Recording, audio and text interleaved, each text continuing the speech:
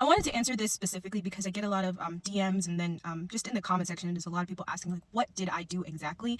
And I just want to preface this by saying like, I can't tell you exactly what I did. It's been almost 10 years since I've had the first stroke, and because of having multiple strokes, there was a lot of progression, but then there's a lot of regression. There was just a lot of back and forth. My healing, my recovery journey was not linear at all. So the best advice that I can give anyone is the physical therapy and occupational therapy exercises that you were doing in the hospital, that you were doing in outpatient therapy. Do those at home as well. And it's also important for us to do our research as well. I would go on like YouTube videos. I would follow Post Stroke. I tag them a lot, but I would follow them and see like different hand exercises I could do, and just also just like literally like I remember I got a stress ball from the hospital and I would just squeeze it. Even if my hand can only do this much, I would just do that.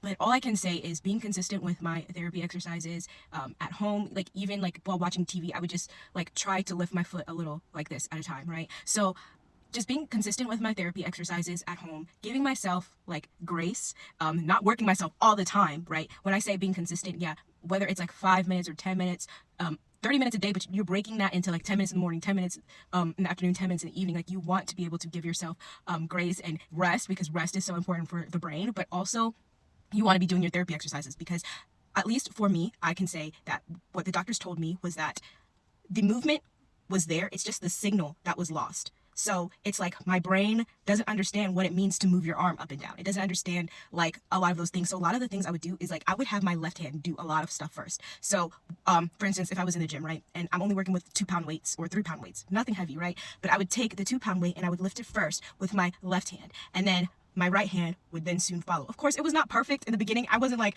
oh, I could do it. No, it took time. Sometimes it was just a little lift.